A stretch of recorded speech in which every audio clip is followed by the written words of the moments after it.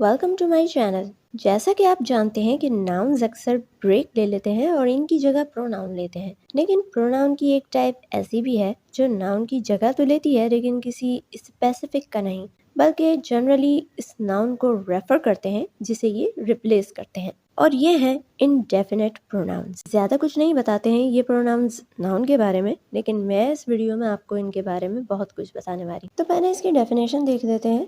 An indefinite pronoun is a pronoun that doesn't specifically identify what it is referring to. Indefinite pronoun वो pronoun है जो खास तौर पे उसकी निशानदेही नहीं करता जिसे ये रेफर करता है, यानी उस नाउन की। जैसा कि नाम से जाहिर है ये प्रोनाउंस इनडेफिनेट होते हैं, यानी नहीं मालूम होता कि किस शख्स, चीज़ या जगह की बात हो रही है। दूसरे लफ्ज़ों में ये किसी नामालूम या गैर मखसूस शख्स या चीज़ को इंडिकेट करने के लिए यूज़ होता है। ये ऐसे प्रोनाउंस हैं जिसमें किसी मखसूस शख्स या चीज़ का नाम दिए बगैर हम सबको शामिल कर लेते हैं। मिसाल के तौर पे someone is at the door, दरवाजे पे कोई है। इस जुमले में someone इनडेफिनेट प्रोनाउन है। someone एक नाम की जगह यूज़ हुआ है, यानी कोई इंसान ही हो सकता है दरवाजे पे, लेकिन ये वर्ड someone और कुछ नहीं बता रहा कि कौन है, किस शख्स की बात हो रही है, बस एक जनरल सी बात है कि कोई है। अब इस जुमले में देखें, ऑल आर इक्वल, सब बराबर हैं।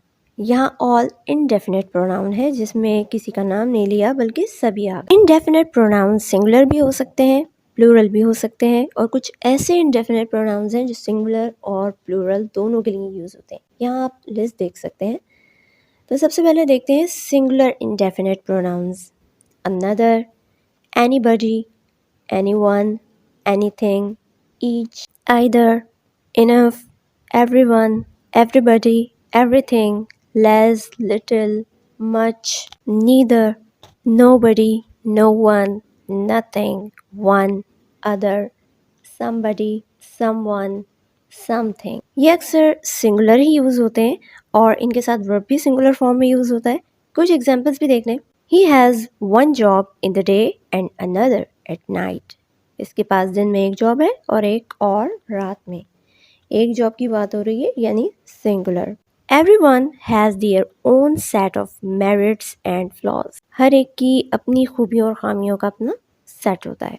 यहाँ everyone सिंगुलर इंडेफिनेट प्रोनाउन है, हर एक की बात हो रही है, इंडिविजुअल की हैसियत से, ना कि ऑल, इसलिए ये सिंगुलर है और इसके साथ वर्ब हैज़ भी सिंगुलर है। Little is known about the ancient civilization, कदीम तहजीब के बारे में बहुत कम मालूम है। लिटिल सिंगुलर है तो इसके साथ हेल्पिंग वर्ब भी सिंगुलर फॉर्म में है। ये लिस्ट है उन इनडेफिनेट प्रोनाउंस की जो अक्सर प्लूरल के तौर पे यूज़ होते हैं। इनके साथ वर्ब भी प्लूरल फॉर्म में यूज़ होता है। Both, few, fewer, many, others, several. कुछ एग्जाम्पल्स भी देख लेते हैं। Both of my friends are going to college, मेरे दोनों दोस्त कॉलेज जा रहे हैं।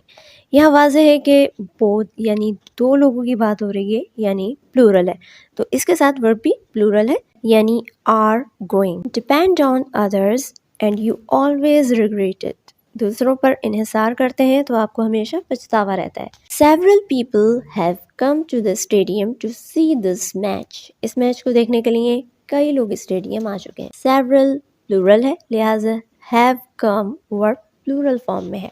कुछ ऐसे इंडेफिनेट प्रोनाउंस हैं जो सिंगुलर भी हो सकते हैं और प्लूरल भी, ये कॉन्टेक्स्ट पे डिपेंड करता है। ये प्रोनाउंस हैं ऑल, एनी, मोर, मोस्ट, नन, सम, सच। अगर ये सिंगुलर हो तो इनके साथ वर्ब भी सिंगुलर फॉर्म में यूज़ होगा, और अगर प्लूरल हो तो वर्ब भी प्लूरल फॉर्म में यूज़ होगा।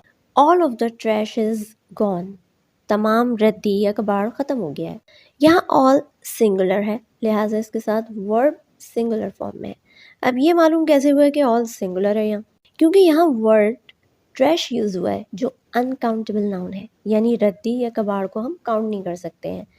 और मैंने काउंटेबल और अनकाउंटेबल नाउन की वीडियो में बताया था कि अनकाउंटेबल नाउन सिंगुलर होते हैं, उनके साथ वर्ब भी सिंगुलर फॉर्म में यूज़ होता है। ऑल वर्ड हमने ट्रैश के लिए यूज़ किया है तो यहाँ इसकी सेंस सिंगुलर है, लिहाजा वर्ब भी सिंगुलर फॉर्म में। इसी तरह दूसरी एग्जाम्पल देखें, all of my brothers are intelligent. अब यहाँ हमें वर्ड ब्रदर्स से मालूम हुआ कि ऑल एक से ज़्यादा लोगों के लिए यानी प्लूरल के लिए यूज़ हुआ है, तो यहाँ वर्ब भी प्लूरल फॉर्म में है।